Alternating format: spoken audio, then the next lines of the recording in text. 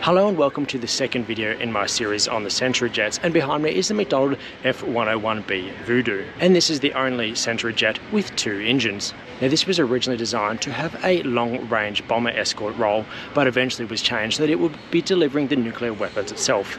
It also went on to have a reconnaissance role. And a massive thanks to the National Museum of the USAF in Dayton, Ohio for letting me film the aircraft. Last week, we looked at the fascinating F-100 Super Sabre, which was the first USAF fighter capable of supersonic speed at level flight. Its predecessor, the F-86, only ever went supersonic unintentionally and in a dive, but let's move on to the F-101. Starting life as the F-88 Voodoo and designed to escort bombers, the first Soviet nuclear detonation resulted in a change of thinking where it was now required to work as an interceptor against incoming Soviet bombers. McDonnell went back to the drawing board, replaced the engines, and significantly increased the overall size.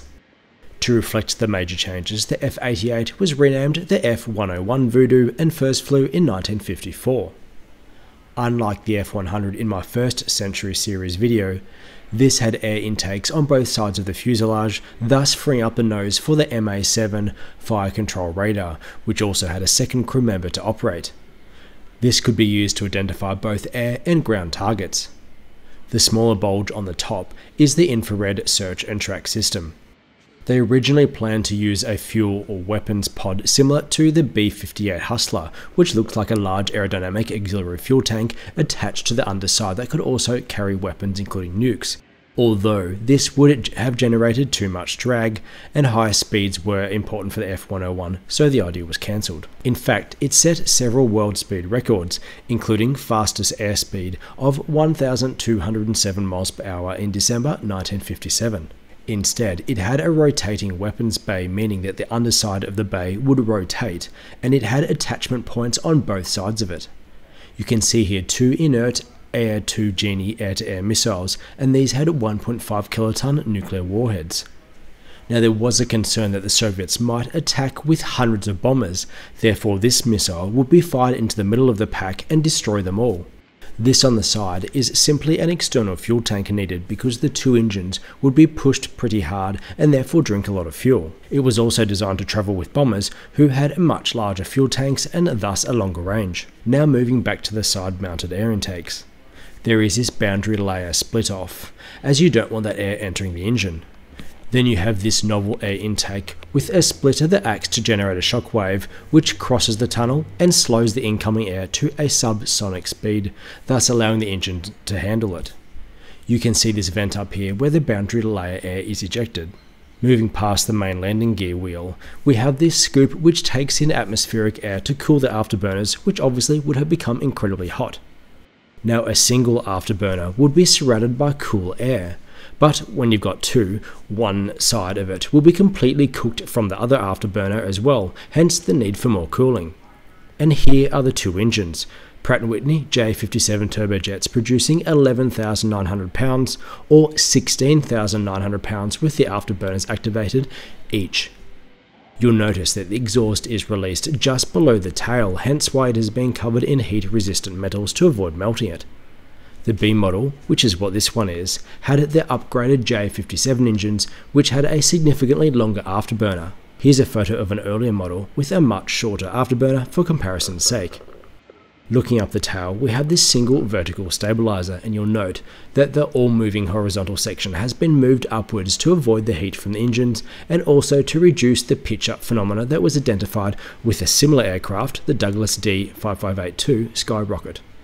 It's interesting that most modern and dual-engine military jets, with the exception of the F-4 Phantom II, move to a twin-fin setup, which has the advantage of having the same size control surface without having to be as tall and needing larger hangars. There would also be redundancy in the case of one being destroyed by shrapnel.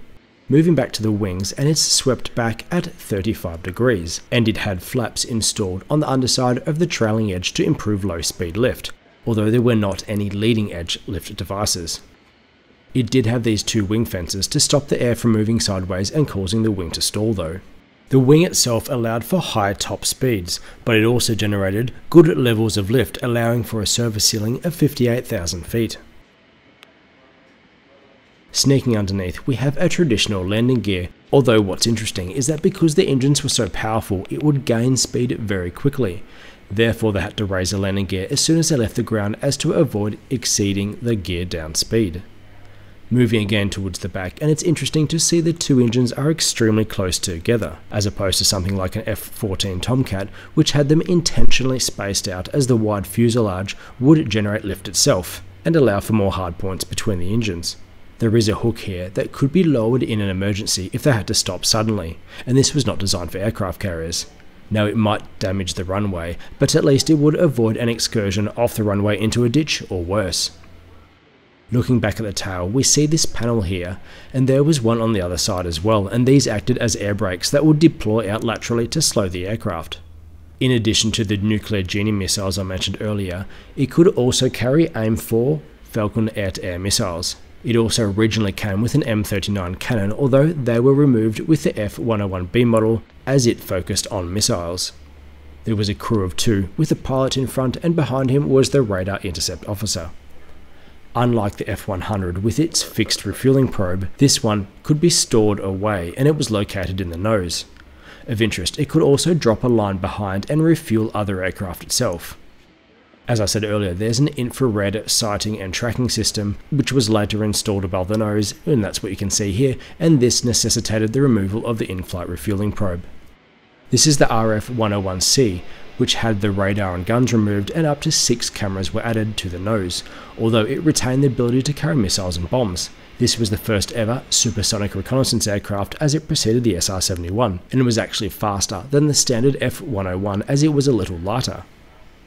During early testing, they discovered a dangerous pitch-up movement that could then lead to the engines being starved of air because the incoming high-speed air would hit the underside of the inlets, leading to a compressor stall. They would then enter a spin, and if they were below 15,000 feet, it was not expected that they would be able to recover, and they were told to eject. This was serious enough for the Air Force to halt production. The engine ducts were modified to reduce the risk of the compressor stall, and a pitch inhibitor was installed to physically stop the pilot from pulling back on the control stick at certain speeds.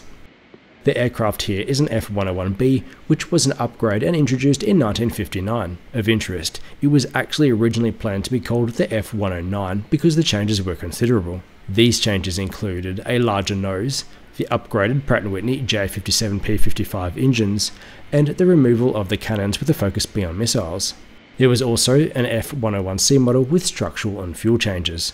The B model was produced in the largest numbers and was mostly delivered to the Air Defense Command from 1959.